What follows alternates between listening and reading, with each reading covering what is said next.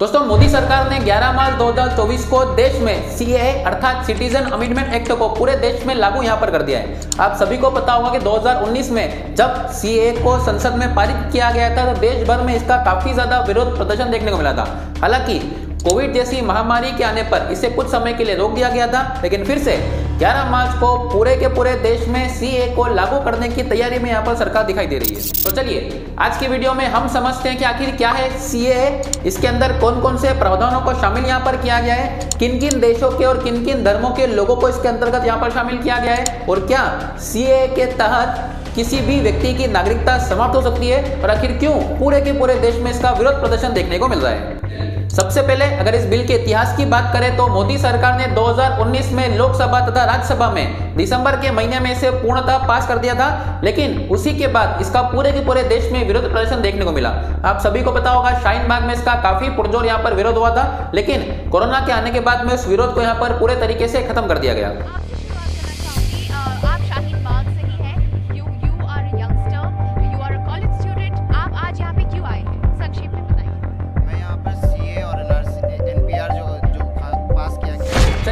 अब बात करते हैं कि आखिर क्या है सीएए अर्थात सिटीजन अमेंडमेंट एक्ट। सरकार का मानना है कि 31 दिसंबर 2014 के बाद में रहने वाले वो लोग जो कि बांग्लादेश, अफगानिस्तान और पाकिस्तान से रहने भारत में आए हैं, और ये लोग ईसाई धर्म, सिख धर्म, जैन धर्म, पारसी धर्म से बिलोंग करते हैं, तो उन लोगों को अगर भारत की नागरिकता चाहिए तो उनको नागरिकता में दूसरे धर्म के कंपेयर में या दूसरे देशों के कंपेयर में कुछ रियायत यहाँ पर दी जाएगी। इसी को सरकार ने नाम दिया है सिटीजन अमेंडमेंट एक्ट। सबसे पहला सवाल ये आता है कि आखिर केवल इन 3 देशों को ही शामिल क्यों गया, क्यों केवल बांग्लादेश, अफगानिस्तान और पाकिस्तान ही शामिल है। तो सरकार का कहना यह है कि ये तीनों के तीनों देश पहले न पहले कभी न कभी हमारे देश का हिस्सा रहे थे। आप सभी को पता होगा बांग्लादेश 1971 में अलग हुआ है, जो कि पहले भारत का हिस्सा हुआ करता था। पाकिस्तान पहले भारत का हिस्सा था, अफगानिस्तान भी पहले भारत का हिस्सा हुआ करता था। तो सरकार का ऐसा मानना है कि यहाँ पर वो लोग रहते थे,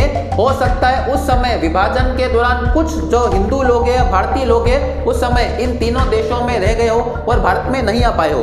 अब सरकार का मानना है कि हम उन सभी लोगों को मौका देते हैं कि आप भारत में आकर उन हमारे देश की नागरिकता को यहाँ पर ग्रहण कर सकते हैं। तीनों के तीनों देश ने अपने आप को इस्लामिक कंट्री यहाँ पर घोषित किया हुआ है, और सरकार का मानना यह है कि इन तीनों देशों में मुस्लिम लोग जो है वो मेजोरिटी है, अर्थात इनके ऊपर किसी भी प्रकार का जुल्म नहीं होगा, ऐसा सरकार का मानना है। लेकिन इसके अलावा जितने भी धर्म जो वहां पर अल्पसंख्यक है, हम उनको भारत में आने की, भारत की नागरिकता ग्रहण करने के लिए यहाँ पर रियायत देते हैं, उनको इन्वाइट करते हैं कि आप लोग भारत में आकर भारत की नागरिकता को यहाँ पर ग्रहण कर सकते हैं। इसी को सिटीजन अमेंडमेंट एक्ट का नाम यहाँ पर दिया गया है। चलिए अब हम बात करते हैं कि आखिर क्यों देश भर में इसका विरोध प्रदर्शन देखने को मिल रहा है। प्रदर्शन के कई जगह कई अलग अलग कांड यहाँ पर देखने को मिलते हैं, जिसमें से जो मेजर कांड देखने को मिलता है कि कुछ लोगों को लगता है कि सीएए के लागू होने से हमारे लोगों की नागरिकता यहाँ पर चली जाएगी, या हो सकता है कि आपने सुना होगा कागज दिखाओ नागरिकता पाओ। लेकिन सरकार ने इस बात को बिल्कुल क्लियर करा है कि सीएए के लागू होने से किसी भी व्यक्ति की नागरिकता यहाँ पर नहीं छीनी जाएगी, बल्कि सीएए लोगों को नागरिकता देने का यहाँ पर प्रावधान, ना कि नागरिकता छीनने का यहाँ पर प्रावधान है। लेकिन कुछ लोग इसको एनआरसी से यहाँ पर जोड़कर देख रहे हैं। एनआरसी में कागज दिखाओ, डॉक्यूमेंट पाओ, वो जो नियम रहेगा वो एनआरसी में रहेगा। सीएए में केवल लोगों को नागरिकता दी जाएगी, ना कि लोगों को नागरिकता छीनी जाएगी।